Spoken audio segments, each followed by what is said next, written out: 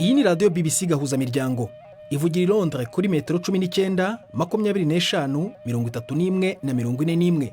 Ivugira ku mirongo ya FM mu karere k'ibiyaga bigari no kuri interineti kuri bbcgahuza.com.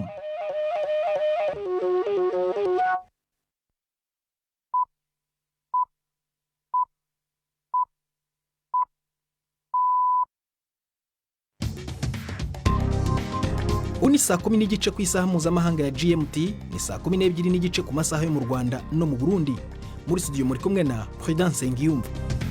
Wiriwe hoteza amatwi BBC Gahuzamiryango aho uri hose ku isi, hikaze kuri radio, kuri Facebook live ndetse no ku mirongo migufi ya shortwave. Tori ingingo z'ingenzi amakuru turambura mu kanya kuri wa gatatu tariki ya 18 z'ukwezi kwa gatatu. Ubukana bw'icyorezo cya coronavirusi ntiburakomeza gucubya henshi mu bihugu ku isi. Abarenga ibihumbi 200 ku isi bamaze kuyandura, abagerenga ibihumbi 8 bo barapfuye. Amaleta akomeje gusiganwa no gufata ingamba zikarishye zigamije guhangana n'iyi ndwara itarabaho ku isi. Ubwandu mu Rwanda bumaze kuba 8, ariko ku nshuro ya mbere abashinzwe ubuzima bavuze ko bashobora gukira. Turajya mu karere kureba inshusho y'uko iki kibazo kimeze. Hagati aho mu Bufaransa nta wemerewe gusohoka atabiherewe uruhushya. Ubuzima bwahinduye isura. Haratekanye rwose kuko mabarabara nta muntu ubona agenda, tuguma mu nzu twese umuryango kuvejo gushika n'uno munsi. Muri Paris hagati abapolisi bongerewe ni ibiharuro byinshi ubu. Mu kiganiro cy'abagore uyu munsi turavugana n'umurundikazi Professeur Anastasie Gasogo wazobereye mu bushakashatsi bujyanye n'ibinyabuzima, ariko ngo ntibigezeho bimworoheye.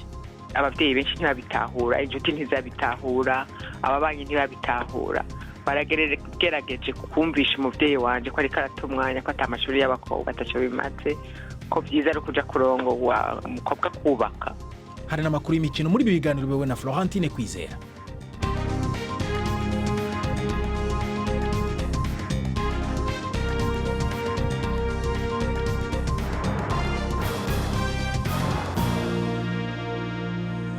Ibi byose ni nyuma yuko Jacques Nitegeka abanza akanyuza amaso ku yandi makuru y'ingenzi avuga kuri BBC. Jacques.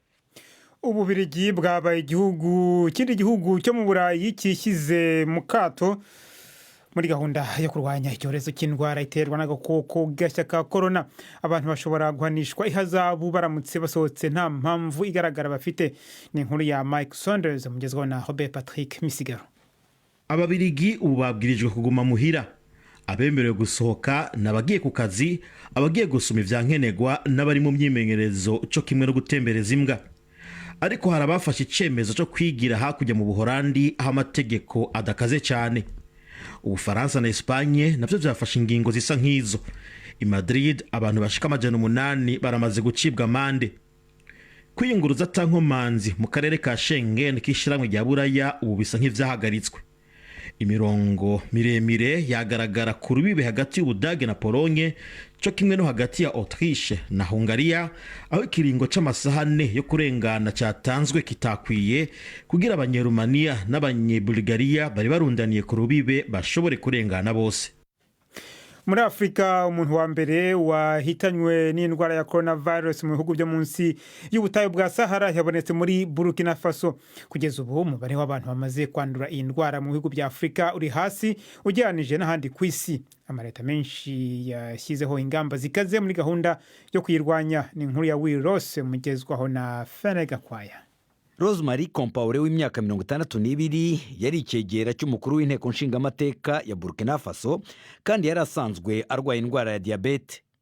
Niwe muntu wenyine umenyekanye ko yishwe na coronavirus mu bihugu byo mu karere kose ka Afrika yo munsi ya Sahara, ariko inzobere ziragabisha ko inzego z'ubuvuzi muri ibyo bihugu zishobora kurengerwa n'ikibazo vuba. Amaleta rero arimo gufata ingamba zo gukumira umuvuduko w'ikwirakwira ry'iyo ndwara. Nigeria yavuze yuko kuva ku wa gatandatu izabuza kwinjira mu gihugu cyayo abantu bose bavuye mu gihugu kivugwamo abantu barenga 1000 bafite iyo ndwara. Ibihugu byinshi byo muri Afrika byafunze amashuri hakiri kare ugereranije n'uko byabaye mu bihugu byinshi byo ku mugabane w'Uburayi. kubera impungenge z'ingaruka y'iyi ndwara agaciro k'imigabane ku isoko ry'i New York muri Leta Zunze Ubumwe za Amerika kongeye kugwa cyane rigifungura agaciro kagabanutseho hafi 5% ku masoko y'imari yo mu Burayi, naho agaciro k'imigabane kaguyeho ku rugero rungana gutyo. Mbere yaho amasoko yo muri Aziya nayo yaguye cyane. Ibyemezo byatangajwe ejo n'ibihugu byinshi byo gutera inkunga ubukungu bwabyo mu guhangana n'ingaruka za coronavirus bisa nkaho ntacyo bibwiye abacuruza kuri ayo masoko y'imari. Igipolisi cyo mu majyepfo y'Ubuhindi cyafatiye mu ruganda uducupa ibihumbi 25 twa magendo tw'imiti y'isuku yo kwihanaguza mu ntoki. Abategetsi baravuga ko ikigo gifite urwo ruganda ruri mu nkengero y'umujyi wa Hyderabad cyari cyarangije kugurisha uducupa dusa nk'utwo ibihumbi 100 muri ako karere. Indwara ya coronavirus yatumye kuva mu byumweru bike bishize abantu bihutira kugura cyane imiti yo gukaraba mu ntoki ndetse n'utambaro dupfuka umunwa n'amazuru. Mukomeje kumva BBC Gahuzamiryango. Muri Leta Zunze Ubumwe za Amerika abakorana na Bernie Sanders baravuga ko arimo kwiga icyo agomba gukora nyuma yo kongera gutsindwa na Joe Biden mu matora yo guhitamo uzahagararira ishyaka ry'abademokrate mu matora y'umukuru w'igihugu yo mu kwezi kwa 11. Uyoboye ibikorwa bye byo kwiyamamaza Faiz Shakir yavuze ko hagisigaye ibyumweru 3 kugira ngo habe andi matora yo guhitamo umukandida w'ishyaka ry'abademokrate. Bernie Sanders akomeje kotswa igitutu mu ishyaka ry'abademokrate bamusaba kuva muri ayo matora kugira ngo ahe umwanya Joe Biden yitegure kuzahangana na Donald Trump mu matora yo mu kwezi kwa 11. Bwana Biden yatsinze amatora yabaye ejo muri leta za Florida, Illinois na Arizona. Kuvanamo inda ntabwo bikiriho icyaha mu gihugu cya Nouvelle-Zélande nyuma y'aho inteko nshinga amategeko yo muri icyo gihugu bivaniye mu gitabo cy'amategeko mpanabyaha abagore bafite inda z'ibyumweru bigera kuri 20 bunoneho bafite uburenganzira bwo kuba bazivanamo baramutse babishatse, ariko bakabigirwamo inama n'umuganga. Ubundi abaganga 2 nibo bari kamara kugira ngo umugore avanemo inda muri Nouvelle-Zélande mu buryo bwemewe n'amategeko, ariko ibyo nabyo bigakorwa igihe hari ingaruka mbi ku buzima bw'umubyeyi. Urakoze Jacques Nitegeka kuri amakuru ya BBC.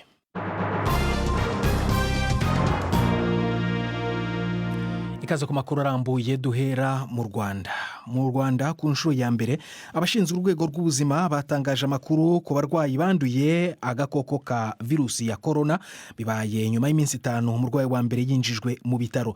Mu gihe cy'ubwandu bukomeza kuzamuka munsi ku munsi ku muvuduko uri hejuru ku isi, amaleta arakomeza kuburira abaturage bayo no gutanga amakuru ahoraho ku bagize ibyago byo kwandura. Ariko hari abibazaga impamvu hashize igihe mu Rwanda ntacyo leta ibivugaho. Ku murongo wa telefone ndi kumwe na mugenzi wanjye Jean Claude Mwambutsa. Ubu ibintu bimeze gute mu gihugu? Nibyo Perezida nk'uko wabivugaga bwa mbere, amakuru ku barwayi yabonetse yatanzwe n'umwe mu bakozi bakuru b'ikigo cy'igihugu cy'ubuzima Dr Jose Nyamusore, wavuze ko abarwayi bamaze kuba 8 ubu bameze neza, ko bagenda boroherwa ndetse ko harimo n'abatakigaragaza ibimenyetso by'uburwayi. Nyamusore yavuze ko bigenze neza nk'uko babibona, bamwe bazasubizwa mu ngo zabo bamaze gukira burundu. Hanyuma hari n'amakuru kandi avuga ko iminsi yo kwitwararika muri ibi bihe bidasanzwe yagombaga kumara ibyumweru 2 nk'uko byatanzwe na leta ngo ishobora kongerwa. Byo hari icyo ubutegetsi cyangwa se abashinzwe inzego z'ubuzima bigeze babivugaho? Aya ni amakuru yagaragaye cyane ku binyamakuru biri ku mbuga za internet.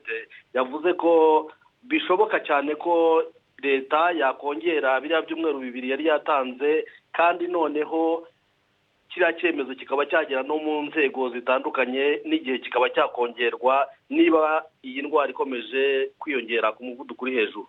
Ku bijyanye no kubona amakuru mpamo kuri iyi ndwara ya coronavirusi bikomeje kuvugwa ku isi ko hari ababyungukiramo bakomeza guhwihwisa ku bijyanye n'uburyo ishobora kuvurwa mu Rwanda, inzego zishobora kuba zabihagurukiye. Ibyemezo byafashwe aho ngaho wavuga ni nk'ibihe? Ibyemezo byafashwe nk'icyafatiwe umugabo no mu majyaruguru y'igihugu wari wagaragaye yamamaza ku mbuga nkoranyambaga ko afite ububasha bwo kuvura indwara zirimo n'iya covid-19 yavuga ko yayivura, ariko urwego rw'igihugu rw'ubugenzacyaha rwo rugasanga ari ugukwiza ibihuha ndetse rukaba rwamaze no kumuta muri yombi. Umuvugizi w'urwego yavuze ko bamukurikiranyeho kuba akwiza ibihuha no kwiyitirira ububasha adafite. Urakoze Jean Claude Mwambutsa kuri ayo makuru rero agezweho mu Rwanda. Urakomeza kudukurikiranira uko bimeze mu gihugu. Si mu Rwanda byo honyine ubuzima bwa buri munsi busa n'ubwahinduye isura, kuko no mu bihugu bituranye narwo, cyane cyane ibimaze kugaragaramo ubwandu, ibintu ntibisanzwe. Kenya ni kimwe mu bihugu byo mu karere k'uburasirazuba bwa Afurika bimaze kubona ubwandu bwa covid-19. Mu kanya navuganye na mugenzi wanjye Samba Cyuzuzo ukorera mu biro byacu i Nairobi, manza kumubaza uko ibintu byifashe mu gihugu.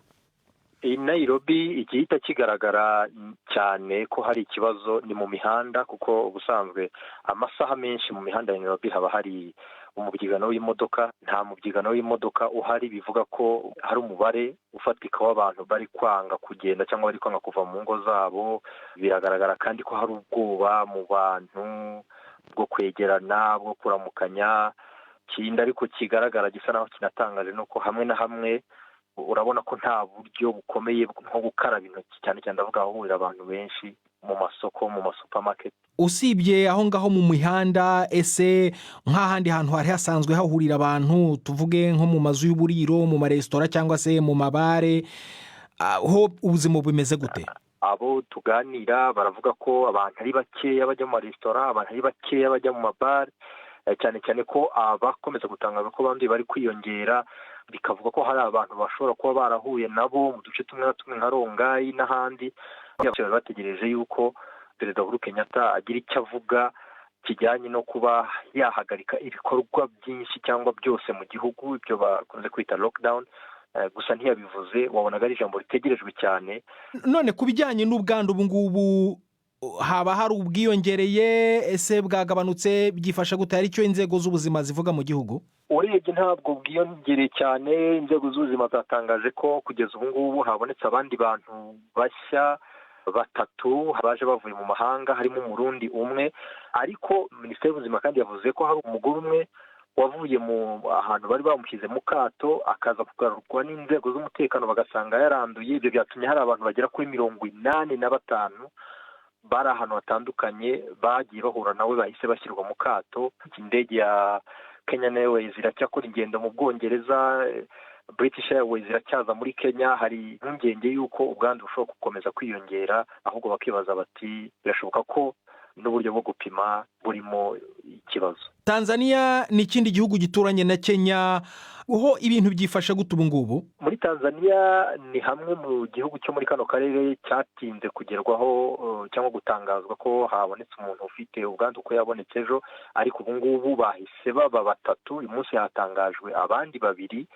Bisa naho Abatanzania nabo uko bigaragara bahise ba maso bakanguka kubera icyo cyorezo nabo cyabagezemo. Tanzania bari hano baribaza, se turataha mu rugo, turabigenda gute ko ari ibihugu bituranye na Kenya? Birategerejwe ko nabo bashobora kuza guhagarika ibikorwa binini nk'uko mu bindi bihugu bimwe na bimwe naho biri kugenda. Muri Uganda ho hari ingamba zihariye abategetsi n'abaturage barimo bafata kugira ngo birinde. Aka kanya rwose Perezida Yoweri Museveni amaze gutangaza ko amashuri ahagaritswe guhera ku wa gatanu. Amashuri ahagaritswe iminsi 30, amateraniro, amasengesho, inama bihagaritswe mu gihe cy'iminsi 30 kugira ngo birinde ikwirakwira rya covid-19 nubwo itaragera muri Uganda.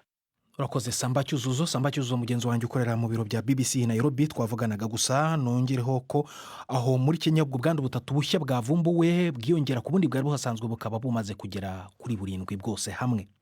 Abategetsi muri Afurika y'Epfo rero baragavuga ko abantu babarirwa muri magana baheze mu mazi bangirwa kuva mu bwato kubera ubwoba bw'uko bamwe mu bagenzi bashobora kuba bafite ubwandu bwa coronavirus.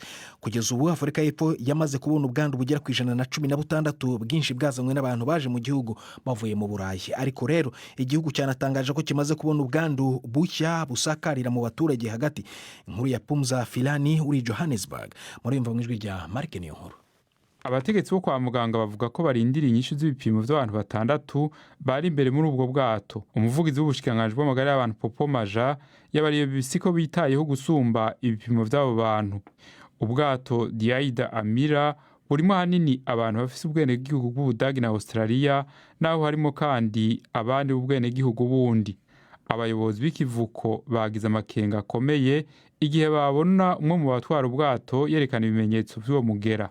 Yari yafashe indege imuzana muri Afurika y'Epfo avuye muri Turkiya itariki 9 z'ukwezi kwa gatatu. Mu ndege yarimo kandi abantu 6 bari muri ubwo bwato bwiza cane. Kuva ako kanya uwatwara ubwo bwato yaciye amushira mu kibanza ca wenyene akiri muri ubwo bwato ari kumwe n'uwundi muntu atwara ubwato yari muri iyo ndege nyene yari avuye muri Turkiya. Abayobozi bariko bararondera abantu bose uyo muntu yikekwa ko yanduye uwo mugera wa coronavirus bahuye. Nta muntu n'umwe mu bari muri izo ngenzi zari muri ubwo bwato yerekanye ibimenyetso vya coronavirus nk'uko vyavuze n'umuvugizi w'iyo kompanyi y'ubwato. Iyi ni BBC Gahuzamiryango yumva no kuri Kisoro FM muri Uganda no kuri bbc.gahuza.com. Saa 12:15 mu Rwanda no mu Burundi. Mu kanya turagaruka ku makuru yibanda kuri coronavirus inyuma y'akaruhuko gato cyane. Ndi Prudence Gihugu.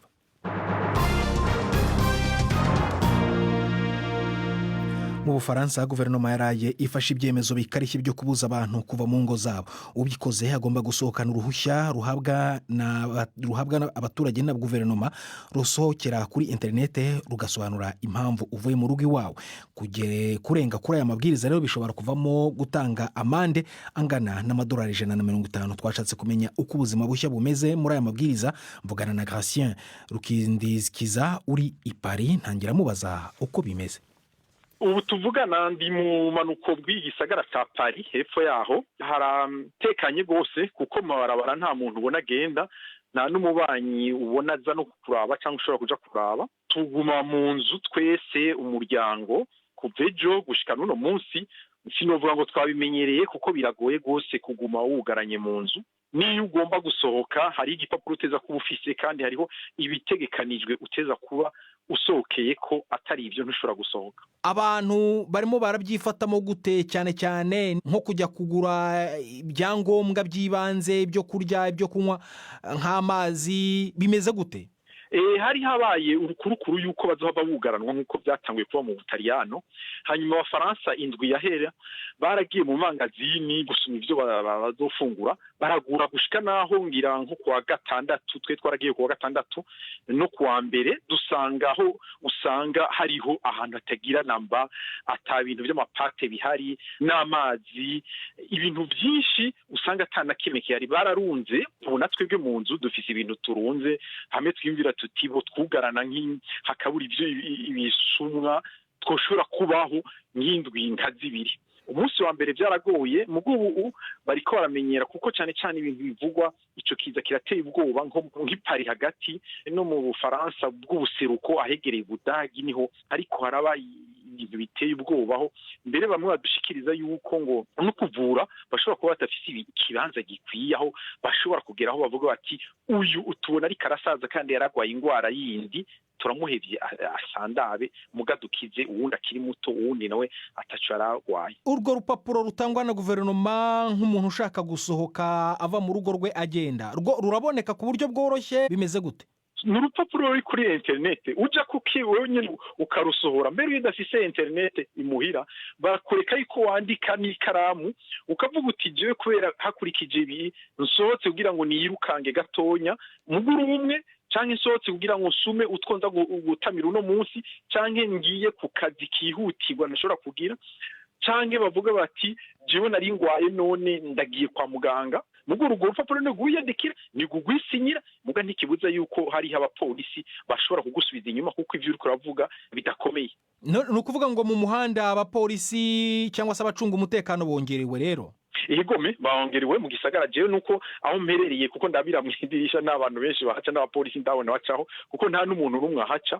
Mugabo mu gisagara muri Paris hagati abapolisi bongerewe ni ibiharuro byinshi ubu ngira no mu ngwano hari abantu batembera wama wibaza uti ngeka harabaye ikintu gikomeye muri iki gisagara muri iki gihugu. Hari itariki runaka bababwiye ko ibyo byemezo bishobora kurangirira?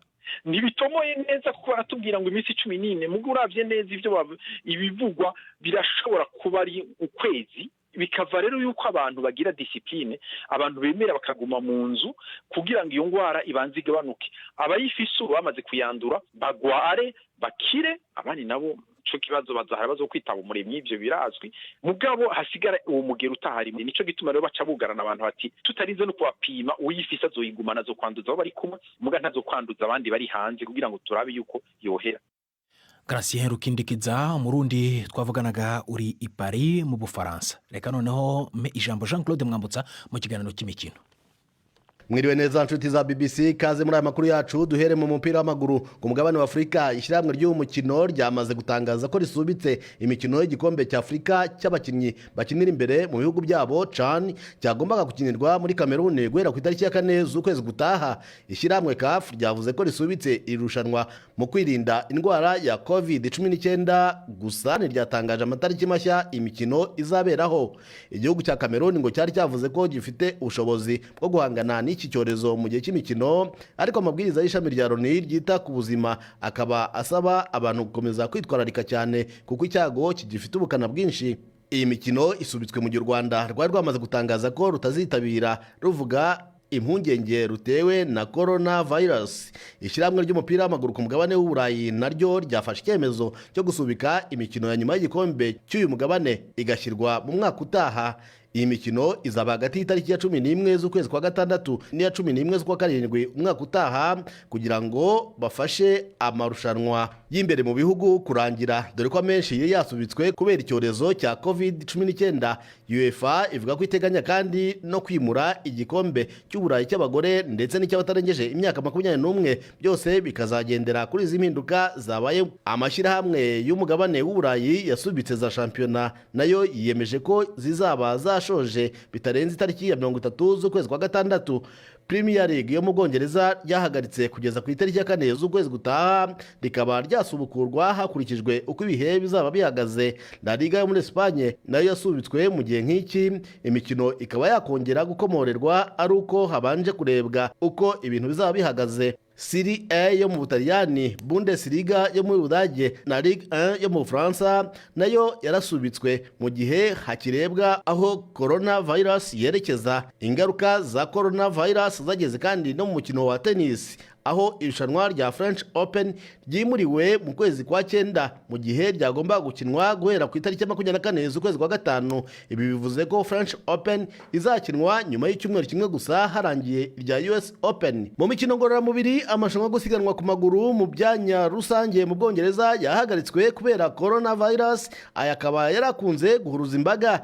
Abategura aya marushanwa aba buri mpera z'icyumweru bavuze ko ahagaritswe kugeza nibura mu mpera z'uku kwezi. Mu Bwongereza hari ahantu hasaga 700 habera imikino nk'iyi, ikitabirwa n'abatari munsi ya 2 miliyoni. Irushanwa rikomeye rya London Marathon naryo ryagombaga kuba mu mpera z'ukwezi gutaha ryimuriwe mu ntangiriro z'ukwezi kwa 10 kubera iyi ndwara. Abateguye London Marathon bavuga ko abari barishyuye kwitabira iri siganwa ryo mu kwezi gutaha ari nabo bazitabira ryo mu kwa 10. Turabashimye inshuti mwakumwe natwe.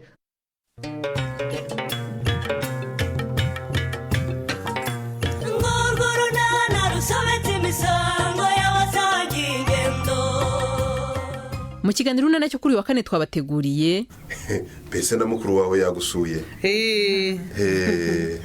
Yego rwose mwana wanjye, jya uza kureba muri umuna wawe urebe uko ameze. Dore ejo nabonye yarameze nabi.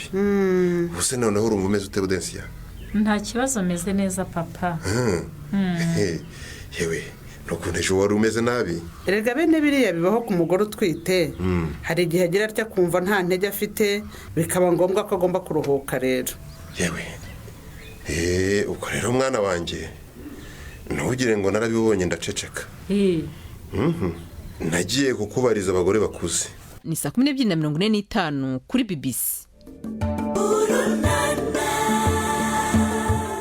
Ni hano kuri BBC Gahuzamiryango rero ejo mu runana, ariko mu rukurikirane rw'ibiganiro byibanda ku ruhare rw'abagore mu rwego rw'ubuhanga bwa siyansi mu biyaga bigari.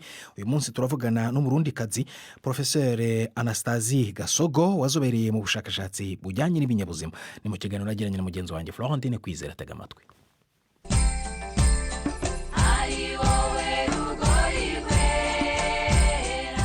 Dr Anastasie Gasogo ni umwigisha muri kaminuza y'u Burundi yanonosoye ubushakashatsi mu gisata cy'ibinyabuzima bita entomology. Hejuru yo kuba umwigisha ni n'umuyobozi mukuru mu bushikiranganje bw'inyigisho za kaminuza n'ubushakashatsi. Avuga yuko ingoga ziwe zo mu buto yazikuye mu kwanka imibereho itari myiza yabona ku bagore. Ntibyari byoroshe na gato, ariko kubera ishaka nari mfise n'ukuntu nashaka kuva mu bukene nabona hirya no hino yanje byarashobotse, Imana yarabimfashijemwo birakunda. Narabona abakenyezi hirya no hino yaho tubaye, nkabona na mama ukuntu abayeho, nkabona n'ukuri ibintu biteye agahinda uko bakora umwanya munini cyane kandi n'ibyo bakora ntawe ubishima. Nta bintu kumbure n'umukiri no mu mashuri byoba byarababera nk'intambamyi kubera gusa ko muri umwana w'umwigeme? Byariho nyene kuko ababyeyi benshi ntibabitahura, inshuti ntizabitahura, ababanyi ntibabitahura. Baragerageje kumvisha umuvyeyi wanje ko ariko arata umwanya ko ata amashuri y'abakobwa ataco bimaze, ko vyiza ari kuja kurongorwa umukobwa kubaka. Muri sosiyete y'u Burundi nuko bimeze. Ntivyari vyoroshe kuko ico gihe abana babigeme ntibabakundira kuja mu ishuri, ariko jewe naragize amahirwe, nari mfise mama wacu w'umwigisha, niwe yashoboye kumfasha, anje imbere anje inyuma, aramfasha ibintu byose bishoboka. Hama nagize n'amahirwe n'umuvyeyi wanje mama yarabitahura cane, ni naco gituma nashoboye gutera imbere mu vyigwa. Ariko je nari mfise iryo shaka n'ukuri ryo kuva muri ivyo bintu bavuga, numva umenga sivyo birashobora guhinduka. Naho tuvuga ngo biriko birahinduka, yego byarahindutse n'ibyo muga muri kaminuza jeyo ndavye ibikigiri vy'abigeme bari muri kaminuza mbona bidatera imbere cyane, biturashikira 30%, kandi burya n'abaheze imanite baba ari benshi cyane. Rero sinzi ahantu baca bakamanganira, nico gituma nibaza yuko dukwiye gukura amaboko mu mpuzu, ababishoboye tukaja imbere tukereka abandi ko bishoboka kugira ngo batere imbere, biteze imbere. None mu kazi naho? Mu kazi ndazi yuko ngiheza kaminuza mvuye mu Bubiligi nagiye gusaba akazi kuba umu assistante. Uwari regiteri ico gihe ntiyashotse anyemera cyane, mugabo yarambajije ibibazo byinshi, ndamubwira ndamuhinyisha, ndamubwira ko jewe ibyo yibaza atari byo bihari, ko nifuza gukora muri kaminuza kugira ngo nzobandanye amashuri ndonke iyo doktora nifuza. Aho yibaza iki? Yari karanca avuga ati wewe narumvise urafise umufiance, je bundi uzorongorwa, burya ntuzobandanya kubera iby'urugo biragoye. Hasa ndamubwira ni nukuri jewe ntawe mfise kweri, nta nuwo nimirije kurondera vuba, je nifuza kwibandaniriza amashuri gusa. Hariho abavuga nyene yuko kwifatanya n'urugo ari kimwe mu ntambamyi, ariko mwaragerageje murabikorana? Naragerageje ndabikora kuko nta munsi warimwe noba narasivye kwigisha kubera mfise imbanyi canke n'Imana iramfasha ndonka abana b'amagara meza. Byarashitse kandi ndanasonda nkanja no hanze, abo bakozi bakansigaranira abana, umugabo akabitahura. Oya n'ukuri byagenze neza, sinovuga ngo hari intambamye nyinshi nagize. Nk'abana bariko bararuka muri kino gihe bifuza kugera ikirenge mu canyu, baraba akavuga bati ku muntu w'umukobwa canke umukenyezi ngira ngo ntivyoshoboka ahasahanje. Jeno babwira yuko byose birashoboka kandi turabishoboye. Burya baratwicishije ikintu cyo kuvuga ngo abagore nta bwenge bafise, sivyo na gatonya. Turashoboye ibintu byinshi cyane, benshi barabibona mu mashuri y'intango n'ayisumbuye, abana babigeme bararonka amanota meza cyane. Si muri gituma rero byosha byanka ngo nuko bagiye muri kaminuza. Hama kandi nta kuvuga ngo ibya science ngo ntitubyumva ntitubikurikira. Ni ukubitinya gusa kuko abantu bamye bavuga amajambo n'ayahandi nta na kimwe tudashoboye. Rero nibashira ubwoba kandi bamenye yuko burya kubaka ni byiza, mbwa yo wubatse ufite utanga mu rugo ni byiza gusumba. Ni ukwikuramwo bijya bintu byose batubwiye kuva kera biraba ubuzima bw'umwana w'umukobwa. Nta na kimwe ari cyo, nta ntambamwe n'imwe dufise, kuko n'amategeko araduha uburenganzira bwinshi nuko tudashoka tubukoresha. Nta bwoba rero yuko umwana w'umwigeme ashobora gushika kure yifuza abishyizemo ishaka. Ni ukurondera ukuntu twokwiha agaciro kuko turashoboye ibintu byinshi. Arakenuye Dr Anastasie Gasogo, namwebwe mwadukurikira nakagaruka. akagaruka rero Florentine Kwizera urakoze unurinda yawe uri mu cyumba cy'ubuhanga bw'ibyuma. Amakuru rero turayarangirize ahangaha kubera ko ariho umwanya wacu ugarukiye, ariko gusa niba ari bwo gifungura radio yawe nkubwira ko abantu bamaze kwandura icyorezo cya coronavirus bageza ku 200,000 ku isi, abarenga 8,000 bakaba bamaze kubura ubuzima bwabo. Wakoze guhitamo BBC Gahuzamiryango. Ndi Prudence Ngiyumva.